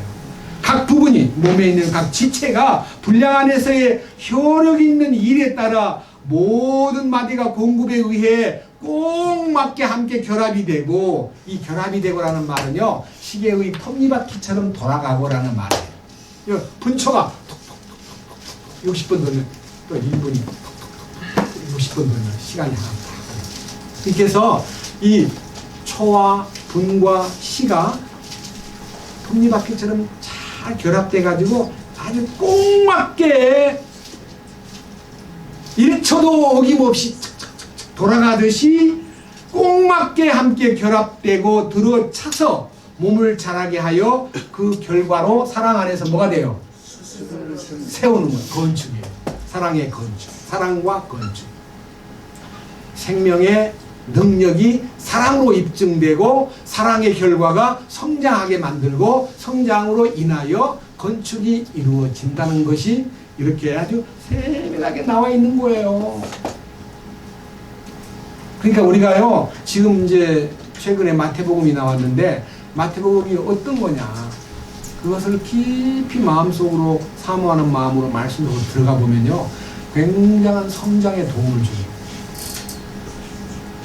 저는요, 이 일에 대해서 이 말씀을 놓고 기도하면서, 야, 에베소 강의는 이미 했지만요, 베드로가 이 베드로전서 2장 4절에서 8절까지 내용 가운데서요, 그렇게 정말 진심으로 이게 설파한 이 메시지가요, 몇 절 안 되지만요, 이 구약에 약속된 모든 축복과 신약의 바울을 통해서 나타난 서신 속에 주님이 어떻게 생명을 나타내고 어떻게 사랑을 성취하고 어떻게 주님에 의해서 성장을 돕고 어떻게 몸된 교회가 건축되는가에 대한 내용을요, 너무 아름답고 정말 서정적으로 이렇게 펼쳐가는 모습을 볼 때 감동을 받지 않을 수가 없었습니다. 자, 본문으로 돌아갑니다.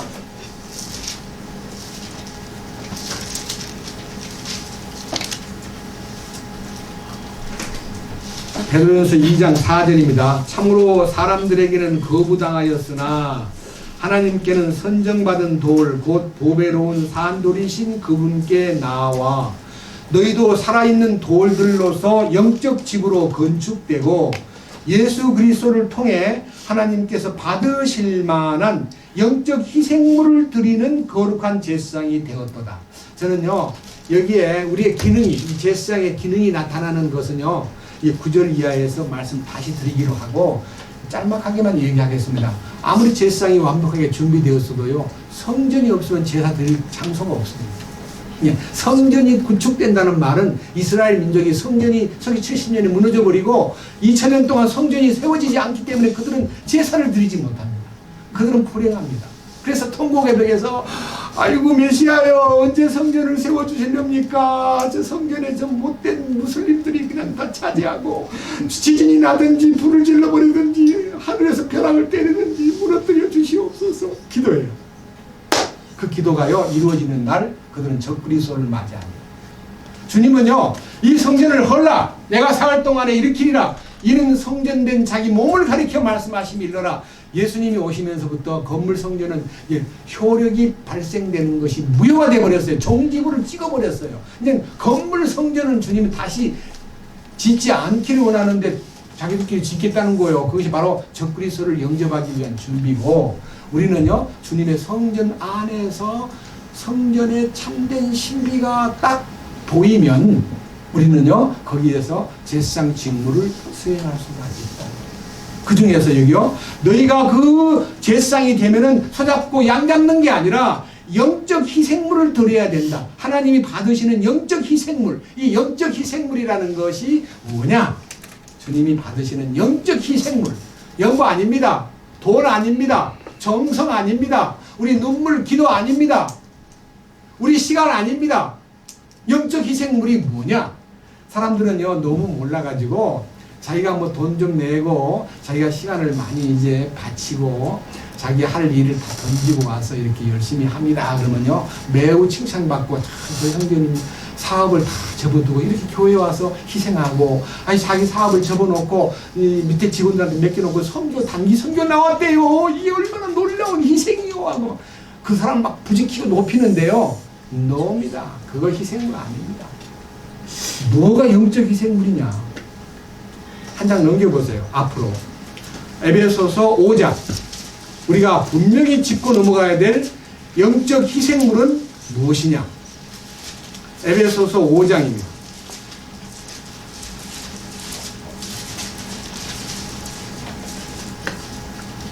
1절과 2절입니다. 영적 희생물이 뭔가가 답이 나와 있습니다. 그러므로 너희는 사랑스러운 자녀로서 하나님을 따르는 자가 되고, 그리스도께서 우리를 사랑하사 우리를 위해 자신을 향기로운 냄새의 헌물과 희생물로 하나님께 드리신 것 같이 뭐예요? 그러면 주님이 우리를 사랑하신 게 뭐예요? 자기를 희생시킨 겁니다. 주님이 희생된 것이, 주님이 하나님께 드린 향기로운 냄새의 헌물과 희생물이 뭡니까? 십자가입니다. 십자가. 주님의 십자가가 나의 하나님께 바칠 희생물이어야 된다 이거예요. 그러니까 주님 십자가를 나타내려면 어떻게 해야 돼요?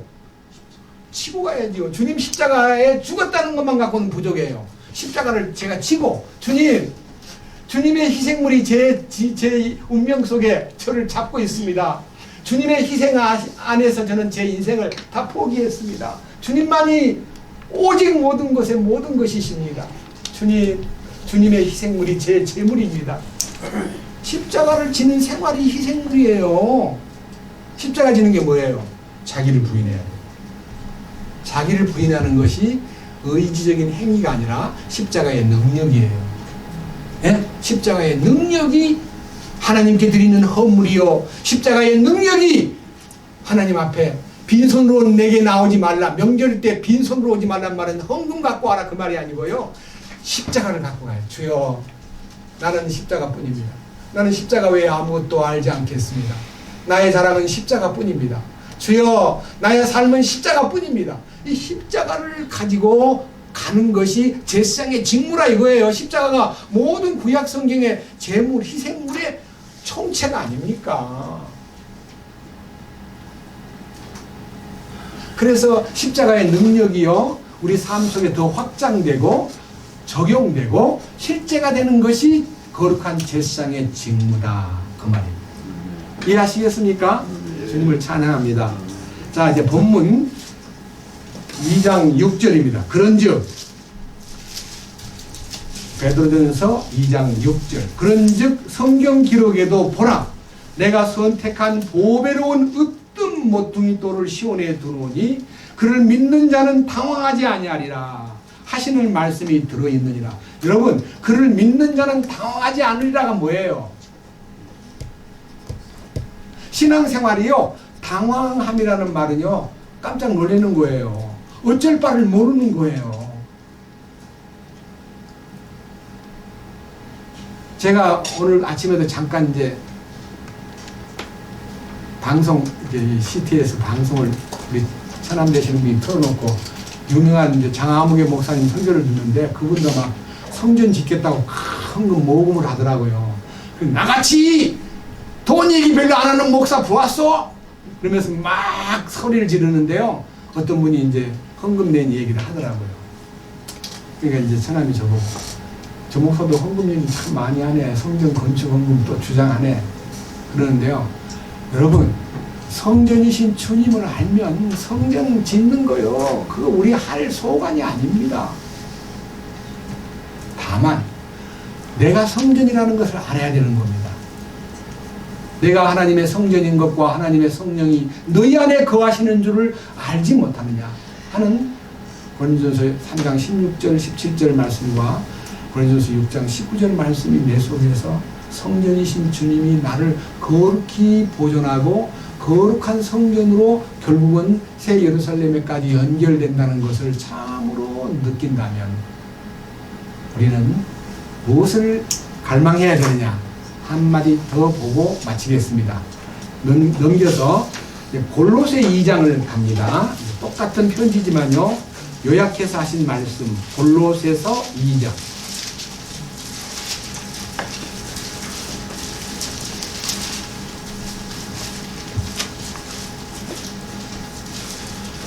시간이 없기 때문에 짤막짤막하게 읽고 마지막 결론을 내리겠습니다. 9절. 그분 안에는 하나님의 신격의 모든 충만이 몸으로 거하고 또 너희는 모든 정사와 권능의 머리이신 그분 안에서 완벽하며, 그러니까요, 여기에 우리가 완전해지는 것은 머리가 완전하기 때문에 그 몸이 저절로 완전하게 유지되고 보존되고 공급된다. 이 머리 대신 주님의 신격이 충만하고 완벽하기 때문에 너희가 그분 안에서 완벽해진다. 머리이신 그분 안에서 완벽해진다. 그 다음에 자 19절 머리를 붙들지 아니하느니라. 그러나 이 머리로부터 온 몸이 마디와 힘줄에 의해 영양을 공급받고 서로 결합하여 하나님께서 자라게 하시는 대로 자라느니라. 여기에 하나님의 공급에 의해서 자라는 겁니다. 여러분 이 몸이 자라는 방법 뭡니까? 어떤 사람한테 주님 이렇게 말씀하십니다. 너희가 염려한다고 머리카락 하나라도 검은 머리를 흰 머리를 검은 머리로 바꿀 수 있겠느냐? 너희가 염려한다고 키를 키울 수 있겠느냐? 예, 절대로 우리는 걱정 근심해가지고 자기를 키우는 게 아니라요. 성장해야 될 텐데, 커야 될 텐데 이런 걱정 가지고 크는 게 아니라요. 주님에게 완벽하게 붙어 있어야 됩니다. 근데 붙는 방법이요. 붙는 방법. 예? 나는 머리 대신 주님하고 그냥 이렇게 붙을래. 새끼손가락이 하는 말이 난 니들 밑에서 있으니까 힘들어. 나는 따로 가서 붙으려고 여기가 머리에 딱 붙었습니다. 그럼 뭐가 됩니까? 뿔이 돼요. 뿔. 그럼 그 사람 뭐가 돼요? 뿔 나는 사람. 예? 여러분 직접 가서 붙는 거 아닙니다. 여기 보세요. 19절 머리를 붙들지 아니하느니라. 그러나 이 머리로부터 온 몸이 마디와 힘줄에 의해 영양을 공급받고 서로 결합하여. 그러니까요 우리의 이 지체의 위치를 알아야 자기가 주님의 지체 내 옆에 누가 있는가를 알아야 신앙생활이 되는 거지. 내 옆에는 사람 다 필요 없고 나는 오직 주님의 머리에 다이렉트로 붙겠다. 난 주님하고 우리 집사람하고만 교제한다. 가짜입니다. 거짓입니다. 오늘날 너무나 많은 사람들이요 바깥에 나가면 막 마음이 안 맞고 죄 짓게 되고 골치 아프니까 우리 두 부부만 주님의 교회로 살자. 두 부부하고 잘 맞아요.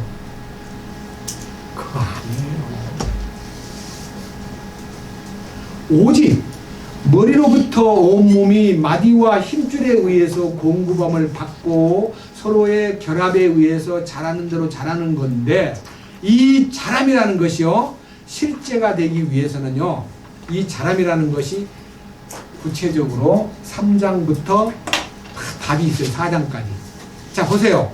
어떻게 하면서 자라냐 그러면요 첫째는 3장 1절에서부터 17절까지요 위의 것들을 추구하라는 것은요 자기 자신이 주님 안에 있다는 것에 대한 확신은 감사한 일이다. 그러나 구체적으로 네 자신의 생명이신 그리스도께 붙어있는 것은 아름다운 일이지만은 3장 5절에 그러므로 땅에 있는 너희 지체들을 죽이라 하는 이 자아가 날마다 소멸되고 발견되는 쪽쪽 자기 자신이 반복되지 않고 발견되는데 또 치우고 또 같은 게 또 발견돼? 그건 말이 안 됩니다. 내가 잘못된 모순이 발견되면 그 모순을 버리는 건 맞는데 그게 또 나타나. 그건 복발이야. 복발. 레위기 14장에요. 복발은 악성 문둥병이에요. 복발이 안 돼야 돼요. 한 번 아닌 것이 딱 끝나면 주님 감사합니다. 그리고 다른 게 나타나야 되는데 똑같은 것이 반복되는 것은 문둥병이에요. 있을 수 없습니다. 자, 그래서 너는 네가 참으로 진리를 추구하고 모든 진리 안에 섰다는 것을 네가 안다면 야 이제 3장 10절입니다. 새 사람을 입었다면 이 새 사람은 그를 창조하신 분의 형상을 따라 지식에까지도 새로워진 자니라. 지식에까지도 너 아는 것도 바꾸라. 네 지식도 다 쓰레기 같은 지식은 버리고 새 지식을 공부받으라. 네 옛날 지식 가지고 성경을 잣대를 대고 성경을 네가 네 맘대로 네 지식으로 이렇게 저울질하지 말아라. 지식도 버려라. 그 다음에 11절 이 부분은 너무 중요한 겁니다. 거기에는 이 몸된 교회 안에서 완성된 믿는 일의 거룩함과 완전함에 눈을 뜨고 섬기는 일을 하게 하고 그 다음에 그리스도의 몸이 세워지는 일에 네가 정말 눈을 떴다면 절대로 이방인과 유대인 사이의 차별을 제거하라. 그리스인과 유대인 사이의 차별을 제거하라. 그 다음에 할례자와 무할례자 사이의 관계의 장벽을 제거하라.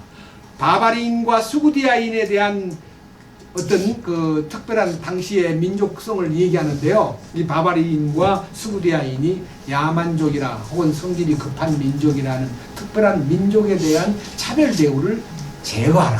빌레몬에 나타나 있는 대로 노예가 구원을 받으면 그 노예를 형제처럼 대우하라. 그 다음에 매인자와 자유로운 자가, 그러니까 그 당시 1세기예요. 자유인이 노예한테 하나가 된다? 말이 안 돼요. 절대로 하나가 될 수 없었습니다. 근데 하나가 된 거예요. 그럼 마지막, 오직 그리스도만이 모든 것이요 모든 것 안에 계시느니라. 주님만이 나의 모든 것입니다. 모든 것의 모든 것이 주님이십니다. 이것이 내 마음에서 결정이 돼야 돼요. 그리고 12절, 그러므로 너희는 하나님께서 선택하신 자요 거룩하고 사랑받는 자로서 궁일이 여기는 심정과 친절과 겸손한 생각과 온유함과 오래 참음을 입고, 누가 누구와 다툴 일이 있거든. 다툴 일이 완전하게 끝난 거 아닙니다. 주님 오실 때까지 다툴 일이 생깁니다. 저 사람 왜 저러지? 저 사람이 죽었다더니 저 막 살아났네. 다툴 일이 생긴다는 거예요. 그럼 어떻게 하라 그랬어요? 거기에서 나도 모르게 인내가 발동되는 거예요. 서로 참고 어떻게 해요? 서로 용서하고 어떻게? 그리스도께서 너희를 용서하신 것 같이 너희도 그리하며 이 모든 것 위에 사랑을 입으라. 사랑은 완전하게 매는 띠니라. 하나님의 화평이 너희 마음속을 다스리게 하라. 네가 화평 중에 한 몸 안에서 부르심을 받았나니 감사하는 자가 되라. 그리스도의 말씀이 너희 속에 풍성히 거하게 하라. 그리고 17절, 말을 하든 행동을 하든 무엇을 하든 주님의 이름으로 하고 항상 하나님께 감사하라. 이게요 실제적인 밸런스를 유지해야 됩니다. 이게 이제 개인적인 문제입니다. 두 번째 18절 가정 문제입니다. 가정, 집에 가서 내 부부 사이에 자녀들과의 관계에서 똑바르게 처신해야 됩니다. 이 부분에 대해서 과거에 그렇게 못한 것이 있다면요 회개하고 용서를 구해야 됩니다. 자 18절, 아내들아 너희 남편에게 복종하라. 그것이 주 안에서 합당하니라. 남편들아 너희 아내를 사랑하고 모질게 대하지 말라. 그 다음에 21절, 아비들아 너희 자녀를 노엽게 하지 말라. 그들이 낙담할까 염려하노라. 여러가지 관계에서 아비라는 이유 때문에 애들한테 말을 함부로 하거나 명령만 내리고 막 야단만 치는 것이 부모 할 일이 아닙니다. 저는 가정을 독립한 이후에 우리 아이들을 나무란 적이 없습니다. 왜? 하나님이 보고 계시기 때문에 하나님이 꾸짖어주고 하나님이 채찍질 해야지, 내가 막 야단치고 뒤집어 엎으면 집안이 불화가 생기고, 며느리가 하는 것이 마음에 안 든다고 야단치고 하면요, 야 너희 집사람 어떻게 그 모양이냐? 어떻게 그렇게 예의가 없냐? 사람 그렇게 인정머리가 없어?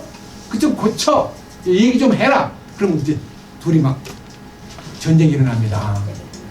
절대로 우리 두 부부는 그렇게 말하지 않습니다. 주님 불쌍히 여겨 주십시오. 전혀 며느리 탓을 해본 적이 없습니다. 있습니다. 막 탓할 일이 많습니다. 그러나 하나님, 왜? 주님이 말씀하시기를 나에게 맡기라는 거죠. 가정관계, 부부관계, 부모와 자식 간의 관계, 고부 간의 갈등, 이 모든 것이 다 정립이 돼야 됩니다. 그 다음 뭐라고 했어요? 22절, 종과 주인과의 관계는요 직장관계, 사회생활입니다. 대인관계입니다. 모든 것을, 자 22절, 종들아 육체에 따라 너희 주인된 자들에게 모든 일에 순종하되 사람을 기쁘게 하는 자들 같이 눈으로 섬기지 말고 오직 하나님을 두려워하여 단일한 마음으로 하라. 하나님을 진정으로 마음에 경외한다면 하나님을 섬기는 마음으로 네 윗사람을 섬겨라. 그러면 주님께서 그 사람을 내가 잘 다루어주겠다는 약속입니다. 내가 윗사람을 비판하고 대들고 욕하고 문제 삼고 절대로 그러면 안 돼요. 여기 이런 얘기들이요 전부 다 어디에 관계에 있냐 그러면요 24절에 너희가 상속유업의 보상을 주에게서 받을 줄을 아나니 너희는 주 그리스도를 섬기느니라. 주님을 섬기는 마음으로 윗사람을 섬기면 상속유업에 대한 보상이 반드시 거기에 보태진다는 것입니다. 이건 정말 중요합니다. 그럼 넘겨보세요. 4장 1절 주인들아 너희 종들에게 정당하고 공정한 것을 베풀며 너희에게도 하늘의 주인이 계심을 알라. 이 일반 사람들은 모르는 얘기입니다. 그러나 우리는 내가 아무리 윗사람일지라도 아랫사람을 항상 공정하고 정당하게 대우하라. 예, 공정과 정당함 뭡니까? 네? 노동력을 착취하고 월급을 제때 못 주는 거 부끄러워해야 됩니다. 네? 그게 무슨 신앙 훈련이에요? 가증한 착취입니다. 우리는 그것을 회개해요. 저도 그런 대열에서 착취하는 상당한 기간을 저는 같이 지내던 전과자입니다. 부끄럽습니다. 이게요, 주님 안에서 내게 주어진 과거가 다 이렇게 다 깨끗게 대합니다. 삭개오가 주여 내가 남에게 토색한 것이 있으면 사배나 물겠습니다. 제 재산 절반을 잘라서 가난한 자에게 구제하겠습니다. 주님 앞에서 정리가 되듯이요. 이 왕국복음에 들어온 사람은 과거를 정리해야 돼요. 정리하는 것은 구체적으로 해야 돼요. 얼렁뚱땅 넘어가고 입 딱 다물고 아무 일 없는 것처럼 사는 것은 아닙니다예요. 잘못된 과거가 있으면 사랑하는 대상자에게, 아내에게, 남편에게, 자식한테 용서를 빌어야 돼요. 그게 주님의 뜻이에요. 그냥 지나가면 안 됩니다. 우리는 진심으로 왕국 백성으로서의 완전함을 추구하는 사람입니다. 이것이 우리의 생명과 사랑, 성장과 건축을 위한 하나님의 뜻입니다. 그 다음 하나 더 보고 마치겠습니다. 베드로전서 2장 7절 그러므로 그분께서 믿는 너희에게는 보배로우시나. 예, 우리가 믿음을 가진 이 사건은 산돌이신 주님이 보배로운 도임을 알게 되고 불순종하는 자들에게는 건축자들이 거부한 그 돌이 되셨느니라. 이게 건축자들이 거부한 그들은 불순종자입니다. 이스라엘 민족입니다. 바로 그 돌이 모퉁이의 머릿돌이 되고 또 그 돌에 의해서 이스라엘은 8절에 걸림돌이 되고 실족하는 반석이 되어버렸습니다. 저는요 여기에 거부한 그 돌, 불순종한 그들, 걸림돌, 실족하게 하는 반석, 요 항목에 대해서는 다음 주에 말씀을 이어가겠습니다. 주님을 찬양합니다. 주님 감사합니다. 오늘도 이 거룩한 말씀을 통해서 하나님께서 우리에게 생명과 사랑을 나타내셨습니다. 이제 우리는 비로소 하나님을 사랑하는 것이 무엇인가에 대해서 눈을 떴습니다. 내 이웃을 어떻게 사랑하는 것이 합당하다는 것을 배웠습니다. 이것은 우리의 노력이 아니고 우리의 의지가 아니고 우리의 희생이 아님을 믿습니다. 다만 주님이 우리 안에 오셔서 주님을 사랑하도록 이끄시고 형제들을 뜨겁게 순수하게 거짓 없이 사랑할 수 있는 길을 열어주신 주님을 찬양합니다. 이제 우리는 합당한 성장을 통해서 주님의 몸 안에서 교회가 세워지고 건축됨으로써 주님이 원하시는 완전한 신부의 반열에 설 때까지 우리를 이끄시옵소서. 우리 주 예수 그리스도의 이름으로 기도드렸습니다. 아멘.